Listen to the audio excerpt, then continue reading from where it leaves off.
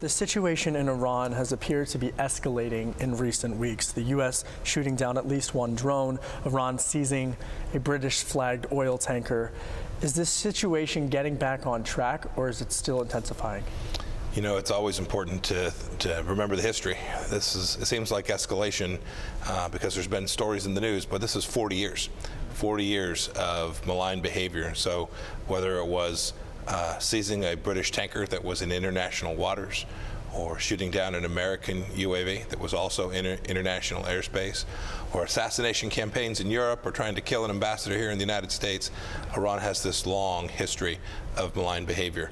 So our mission set when we came in was to create as much stability in the Middle East as we could. We watched Iran engaging in this behavior. We had a terrible deal that the previous administration had entered into that had as one of its major side effects creating enormous wealth for the leadership inside of the Islamic Republic of Iran, and they were using that wealth in malign ways. So we broke out of the deal, we stopped giving them money, we put pressure on the Iranian regime, and we're forcing them to make tough decisions about how they're going to behave.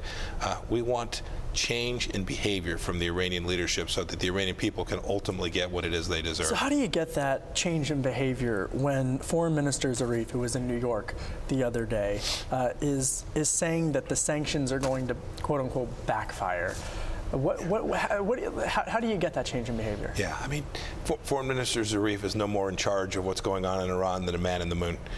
At the end of the day, this is driven by the Ayatollah. He will be the ultimate decision maker here. The IRGC, Qasem Soleimani, has the capacity to do all this activity that you're talking about, all this seizure of ships and the bad behavior in the Straits and the malign activity is all driven by this IRGC, this Quds Force leader.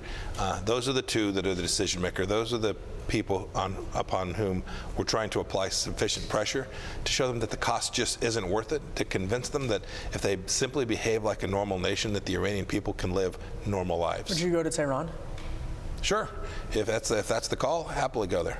And would you appear on Tehran television? I would welcome the chance to speak directly to the Iranian people. I've talked about this before. Zarif gets to come, or he comes to New York, he drives around in the most wonderful city in America, and he speaks to the media, he talks to the American public, gets to put Iranian propaganda out into the American airwaves.